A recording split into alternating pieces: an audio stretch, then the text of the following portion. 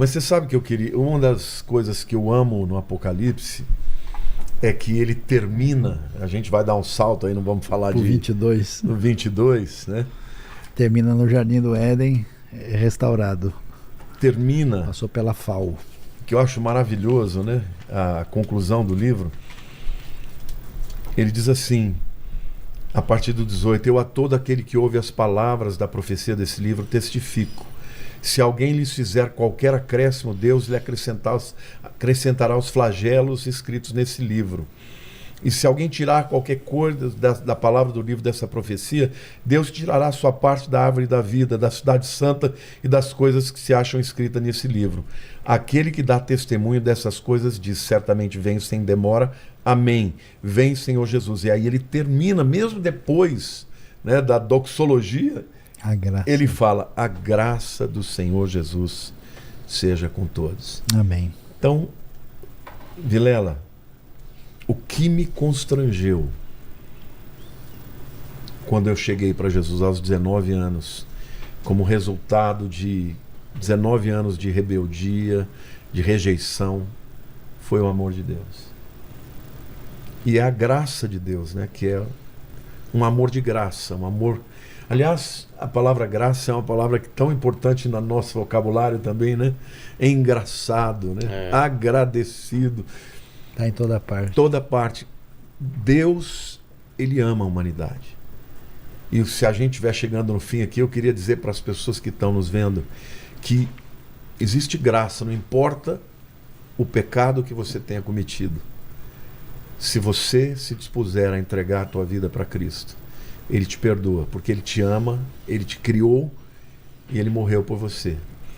Então a graça, o livro de Apocalipse é um livro lindo de esperança, porque termina, e a Bíblia termina com a graça. É espetacular isso, porque quando a gente lê, né, e às vezes o pessoal lê fora de contexto e parece que Deus está nervoso demais, toda hora está dando uma dura na galera, né?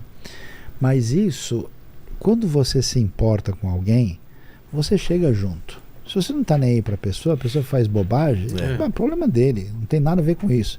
Mas, por exemplo, se é seu pai, a sua mãe, seu irmão, seu filho, aí você, peraí, né? Tenho que falar. Você chega junto, porque você ama, você se importa e se aproxima. Então, o fato das igrejas estarem nessa dor interna, eles estão confusos na sua postura de fé e estão vacilando, e eles estão sofrendo e eles estão vacilando. Então a palavra do Apocalipse é essa palavra de graça, é essa palavra dizendo: eu me importo com vocês. A coisa mais interessante é que assim, não acreditem nos seus olhos. O que vocês estão vendo em volta não corresponde a... João, suba para cá e vou mostrar para vocês as coisas, vai ver as coisas do ponto de vista de Deus. Quando você enxerga pelas lentes da palavra e vê quem Deus é e o que Ele diz, você pode enfrentar qualquer César e qualquer império romano, porque você é vencedor. Então, essas palavras são importantes, se a gente aprendendo a digerir, a saborear a Bíblia no tom certo, a gente vai não só experimentar, a gente vai comer essa graça e vai sair bastante alimentado com ela. Amém. Ô, Lene, tem alguma pergunta aí que tem a ver? Tem umas perguntas aqui que ainda faltaram. Além de várias perguntas, a gente vê aqui qual que tem a ver, a gente... A Mônica Pazotti, ela falou o seguinte: o anticristo será necessariamente judeu?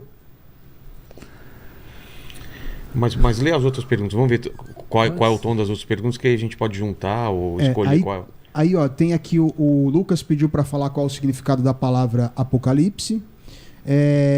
O Wagner falou qual é a possível aplicação da perseguição que viveram os cristãos da época de João e da contemporaneidade. E o Paulo está falando aqui como é que encaixamos o Apocalipse nos dias de hoje. E o Alexandre, ele falou aqui... E o Alexandre Melo, ele falou aqui em que ano será estabelecido o reino de Deus aqui na Terra? Nossa, essa é a pergunta que... Já foi. Poxa, né? Se alguém souber, é a minha vida. Então, Apocalipse, o significado da palavra Apocalipse é revelação. Tirar o véu. Retirar o véu? Desvendamento. Desvendar. Apó é para longe. Revelar. Eucalipto é... Qual outra pergunta vocês querem responder? Então, essa questão do anticristo ser judeu, né? Veja, a palavra Cristo quer dizer o rei ungido, o Messias. Então, claro que quando a Bíblia fala daquele que se coloca no lugar de Cristo e é um falso Messias, se ele não for judeu, ele vai ter que fazer de conta que é. Ele não tem como, né, se apresentar no contexto judaico e dizer eu sou o Messias, afastado da realidade. Você pode até dizer, não, um cara que vai pretender, vai dizer que ele é e ele não Mas é. Mas tem uma outra interpretação que eu gostaria de colocar, eu concordo com você, dentro da comunidade judaica. Tá? Anticristo é tanto a preposição anti é tanto contra quanto no lugar dele. Tá? Então ele vai ser alguém que vai ser realmente se apresentar como Messias. Salvador, o Messias. Se nós interpretarmos isso como de forma literal, entendeu? Aí certamente tem que ser um judeu ou mentir que seja. Fazendo de judeu. Por outro lado, se nós interpretarmos a palavra Mashiach de uma forma mais ampla, como ungido para ser rei, para governar, pode ser que isso se refira somente a um indivíduo que seja o salvador da pátria, alguém que entre no contexto político mundial para trazer uma solução, uma salvação, por exemplo, num mundo caótico que nós estamos vivendo.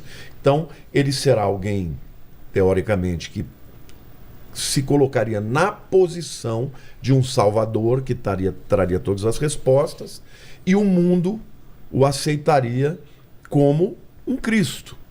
Entendi. Entendeu? E o adoraria e tal. Então, se você interpretar na etimologia da palavra mesmo... Mas ele não vai ter que estar no lugar santo?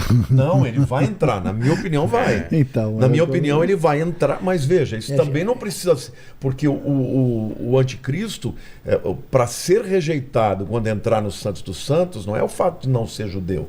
Simplesmente não ser um sumo sacerdote, ele não poderia entrar. Eu acho muito difícil que não se encaixe, porque ele não tem nem como se aproximar, ele vai ter que dizer que ele está cumprindo. Então, eu entendo, eu acho que a ideia principal é de domínio, de estar nessa posição. É que ele vai entrar, segundo a Tessalonicenses 2, fala que ele vai entrar no Santos dos Santos e ostentando-se como se fosse Deus.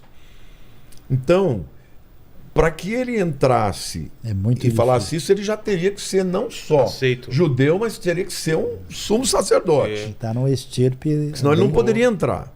Agora, se for um camarada, por exemplo, que faz um acordo de paz, que permite a reconstrução do terceiro templo, num dia da inauguração ele pode querer entrar lá dentro. Isso tudo é conjectura. Então. A verdade é o seguinte, tem que ser judeu? Isso é questionável, na minha opinião. Eu acho que tem que ser o parecer. Eu acho muito improvável que alguém possa se candidatar como algum tipo de Messias, inclusive convencer judeus sendo outra coisa. Mas tudo bem, vamos adiante para a próxima pergunta. Qual era a outra?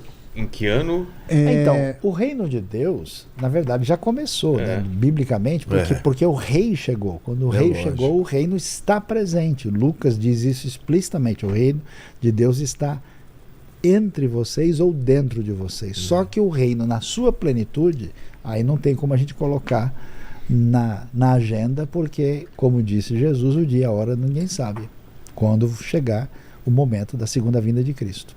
Exato. Tem mais duas aqui pro Saião.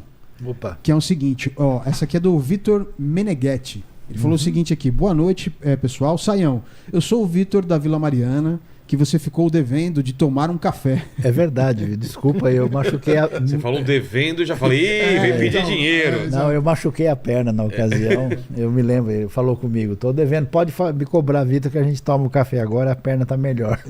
E aí ele pergunta aqui no seguinte, na nossa caminhada, que estamos muito tempo na baixa, questionando muito a Deus, como fazer para retomar a fé? Então, acho que o primeiro problema está ligado com essa questão que você vê em Laodiceia, quando o indivíduo se sente rico, poderoso e forte. A gente vai dizer, não, mas eu não me sinto assim. Mas quando a gente quer explicar tudo, quando a gente se deixa estressar desnecessariamente, como se a nossa cabeça pudesse lidar com todos os detalhes da nossa vida, a gente precisa lembrar do exercício de Jesus, que é olhar as aves do céu e os lírios do campo. Então, na verdade, boa parte das pessoas tem que deixar de ser doido e botar a sua mente num modo de descanso, e depois de fazer isso, leia pausadamente a palavra de Deus e alimente o seu coração espiritualmente para que a coisa comece a florescer. Você precisa se alimentar espiritualmente, acalmar o seu coração e confiar em Deus, sem deixar essa neura de potencialização humana domine o nosso coração. Eu tenho visto muitas pessoas hoje que, tipo, se eu não conseguir explicar cada detalhe do que acontece à nossa volta, então eu não consigo ter uma fé perfeita. E ninguém consegue explicar nem como dorme de noite, quanto mais os mistérios do universo.